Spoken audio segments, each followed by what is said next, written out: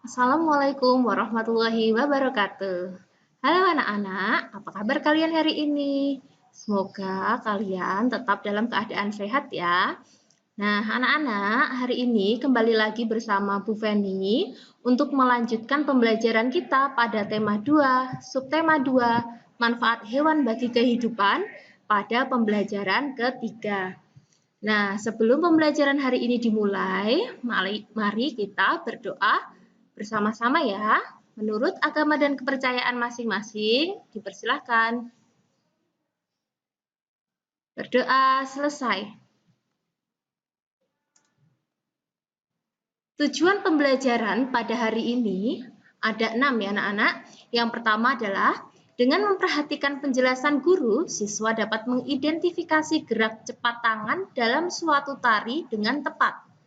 2. Dengan mengamati contoh, siswa dapat memperagakan gerak cepat tangan dalam suatu tari. 3. Dengan menyimak teks dongeng yang dibacakan, siswa dapat menceritakan kembali isi dongeng dengan bahasa sendiri secara lisan. 4. Dengan kegiatan diskusi, siswa dapat menemukan pesan yang terdapat dalam dongeng yang didengar. 5. Dengan kegiatan review, siswa dapat menemukan sifat pertukaran pada perkalian. Dan yang keenam, dengan mengamati sifat pertukaran pada perkalian, siswa dapat menggunakan sifat pertukaran pada perkalian untuk menyelesaikan soal-soal dengan tepat. Nah, kita masuk pada materi yang pertama, yaitu menirukan gerakan kucing. Kucing adalah hewan jinak yang dipelihara manusia. Banyak manfaat dari memelihara kucing. Kucing sebagai teman bermain, dapat menghilangkan stres, dan juga menghalau tikus. Ibu Beni suka kucing, namun tidak memelihara kucing. Kucing-kucing liar sering berkumpul di rumah Beni, sebab ibu sering memberi makan kucing-kucing yang datang ke rumah. Beni sering memperhatikan tingkah kucing-kucing. Ada kalanya mereka bermain-main dengan tirai yang tertiup angin. Seringnya mereka bertengkar saat makan. Gerakan kucing-kucing itu lucu dan menggemaskan. Nah, anak-anak, kita akan belajar untuk menirukan beberapa gerakan kucing. Nah, yang pertama, gerakan kucing itu ada yang mencakar-cakar. Kemudian yang kedua, ada gerakan kucing yang menangkap tikus. Yang ketiga nanti anak-anak bisa menggabungkan antara gerak mencakar-cakar dengan gerak menangkap tikus. Nah, pertama-tama anak-anak silahkan praktekkan gerak mencakar kucing. Seperti kucing ya. Bisa dilihat dalam gambar. Setelah itu, anak-anak mempraktekkan gerakan menangkap tikus seperti menerkam ya anak-anak. Nah, selanjutnya dua gerakan itu digabungkan. Lakukan gerakan itu dengan cepat.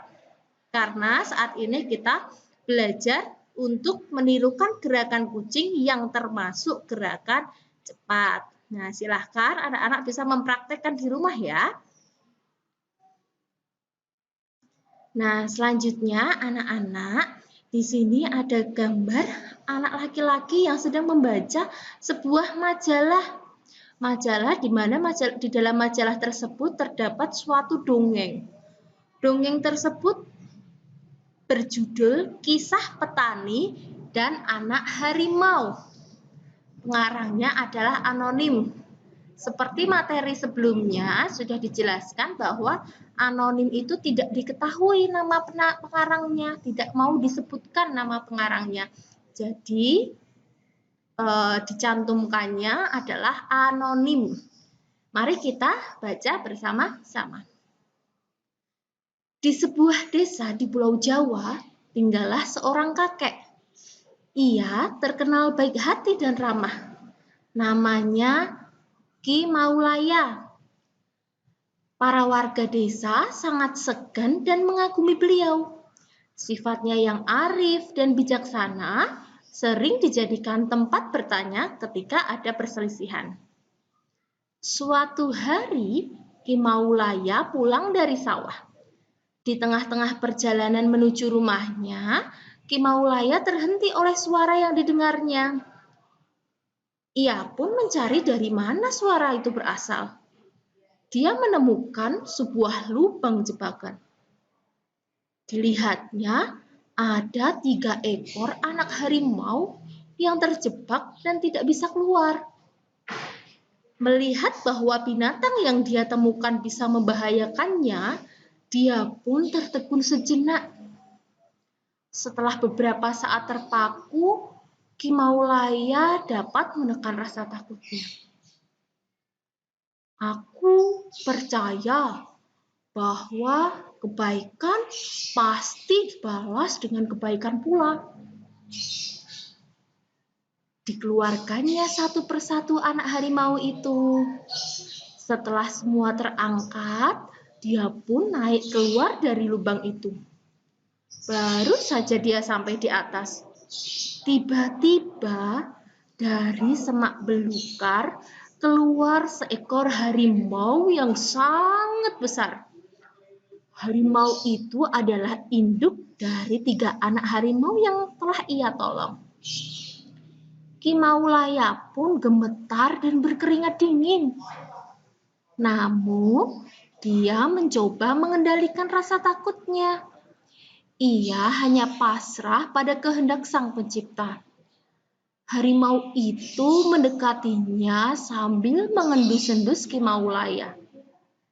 Lalu dia pergi membawa anak-anaknya. Konon, setelah kejadian itu, Ki Maulaya dan harimau menjadi sahabat. Harimau itu sering menunggui Ki Maulaya ketika di sawah dan menjaganya dari bahaya hewan-hewan buas. Dan apa yang diyakini Ki Maulaya terbukti bahwa kebaikan pasti dibalas dengan kebaikan pula. Nah, anak-anak setelah tadi membaca dongeng, pesan apa yang terdapat dalam dongeng tersebut? Yo, apa ya kira-kira pesan atau amanat yang bisa kita dapatkan dari dongeng tersebut? Ya, yang pertama, kita harus menolong jika ada seseorang yang kesusahan. Meskipun kadang-kadang kita kebingungan apakah orang tersebut pantas kita tolong atau tidak. Karena kita biasanya merasa takut ya nak ya. Tapi seperti tadi Ki Maulaya menghiraukan rasa takutnya, kemudian ia menolong anak-anak harimau tersebut. Yang kedua, kita harus percaya bahwa kebaikan itu akan dibalas dengan kebaikan pula. Nah, setelah Ki Maulaya tadi menolong anak-anak harimau, ternyata mereka, si harimau dan Ki Maulaya justru menjadi sahabat. Harimau melindungi Ki Maulaya dari hewan-hewan buas. Ya, selanjutnya setelah kita belajar tentang dongeng, kita melanjutkan untuk menyelesaikan permasalahan matematika. Nah, perhatikan gambar pada layar ya. Sore hari, Benny memasukkan ayam-ayamnya ke kandang. Ia menemukan beberapa telur di dalam kandang. Ia sedang berpikir bagaimana jika telur itu ia simpan dalam beberapa tempat. Kita bantu Benny menyelesaikan masalahnya ya. Yuk, yang pertama, ayam-ayam Benny ada yang bertelur. Hari ini Benny mengumpulkan telur-telur ayam di kandang. Ia mengumpulkan 20 telur. Gambarlah telur pada kotak yang tersedia. Jika telur ia simpan pada 5 kotak, berapa isi telur pada masing-masing kotak? Ya, kita perhatikan ya. Nah, kita pindahkan satu persatu telur ini di kotak yang telah disediakan oleh Benny. Ya, secara merata ya. Ternyata nanti kita akan mendapatkan hasil bahwa setiap kotak itu akan berisi sejumlah 4 telur. Jadi ada 5 kotak, 20 telur dibagi ke dalam 5 kotak, setiap kotaknya berisi 4 telur. Nah, jika dituliskan dengan lambang perkalian, yaitu adalah 5 kali 4, sama dengan 20. Selanjutnya, jika telur ia simpan pada 4 kotak, berapa isi telur pada masing-masing kotak? Nah, ternyata ketika disimpan dalam 4 kotak, setiap kotaknya akan berisi 5 telur. Di mana jika dituliskan dalam lambang bilangan, yaitu adalah 4 kali 5 sama dengan 20.